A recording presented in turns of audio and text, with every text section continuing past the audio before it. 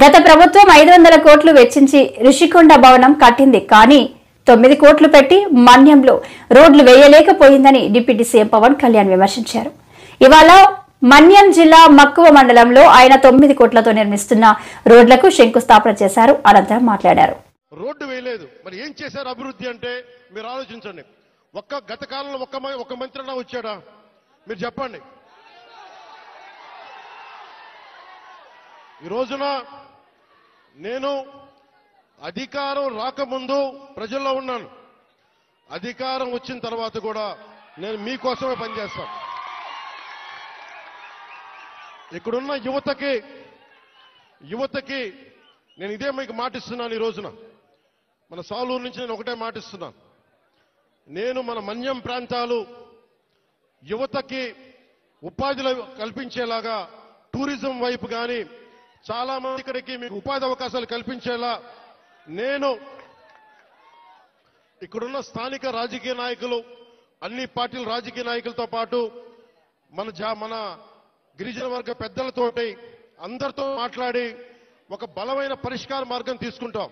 అందుకే నేను ప్రతి 2 నెలలకు ఒకసారి 3 రోజుల పర్యటన పెట్టుకుంటాను మన జిల్లాలో.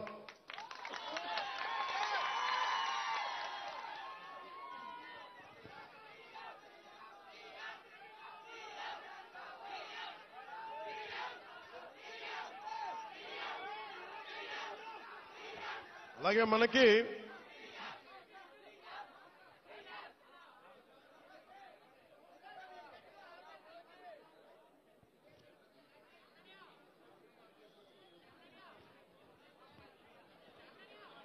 ముఖ్యమంత్రి గారికి ఒకటే చెప్పాను, దాదాపు 4000 గిరిజన తాండాలకి రోడ్లు కావాలి.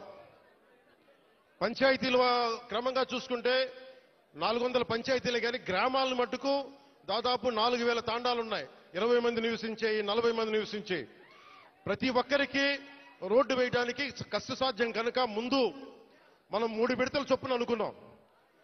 ముఖ్యమంత్రి గారు నా దృష్టికి తీసుకొచ్చింది, ప్రధానమంత్రి గారి దృష్టికి మేము తీసుకెళ్లబోయేది, ఎక్కువ మంది కనుక మీరు తొందరగా రోడ్లు రావాలి అంటే 20 మంది ఒక చోట కాకుండా కనీసం 200 మంది 300 మంది ఒక చోట మీరు అందరూ ఉండగలిగితే రోడ్లు వెంటనే వచ్చేస్తాయి.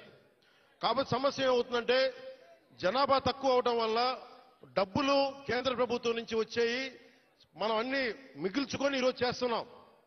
ఈ రోజున మనం నరేగా మీరు ఇలా అరిచి మీ అభివృద్ధి మర్చిపోతున్నారు. మీరు అరిచి సినిమాలు సరదా, నిజంగా మనస్ఫూర్తి చెప్తున్నా, మీకు సినిమాలకి రావాలన్నా రోడ్లు ఉండాలి కదా.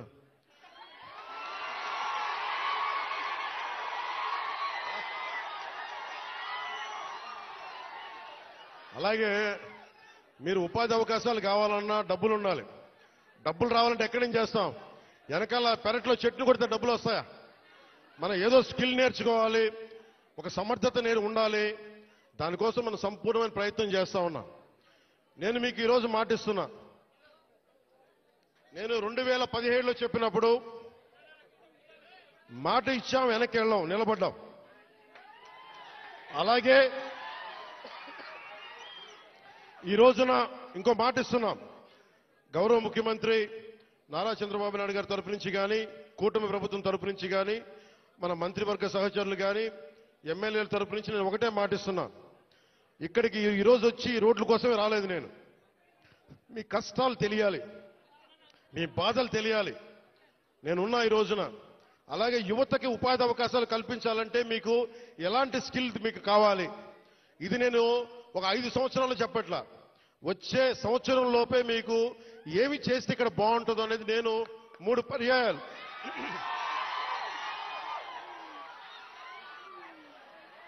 నేను 6 నెలలు అయింది ప్రభుత్వం వచ్చి. ప్రతి 2 నెలలకి నేను మన విజయనగరం జిల్లాలో కానీ, మన పార్వతీపురంలో కానీ, అరకు ప్రాంతాల్లో కానీ, గిరిజన జిల్లాలో కానీ అన్నింట్లో కూడా నేను కనీసం ప్రతి 2 నెలలకి 10 నుంచి 15 రోజులు గిరిజనులతోనే గడపాలి, మన ప్రాంతాల్లోనే గడపాలని కోరుకున్నాను. ఎందుకంటే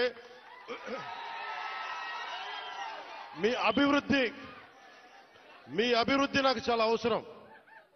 మీరు ఆనందంతో ఉండాలి. 70 సంవత్సరాల తర్వాత కూడా ఇంకా మీరు మందులకి, ఇంకా మీరు రోడ్లకి, ఇంకా మీరు ఉపాధి అవకాశాలకి బాధపడుతుంటే చలించే వ్యక్తి నేనున్నాం, దానికి స్పందించే వ్యక్తి ముఖ్యమంత్రి గారు ఉన్నారు. మా ఇద్దరి బాధకి మీకు న్యాయం చేయడానికి నరేంద్ర మోదీ గారు ఉన్నారు. మేమందరం మేము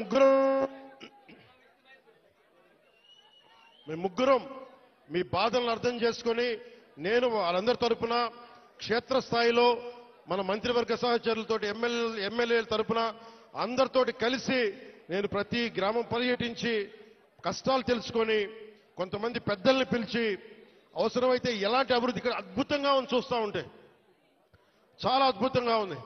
ఉదాహరణకి ఇలాంటి ఇల్లున్న చోట మంచి ఇల్లు చేసి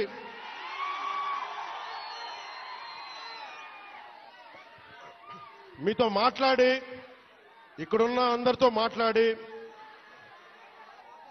అమ్మా కూర్చోండి కూర్చోండి, మీరు కొంచెం పక్కన రోడ్.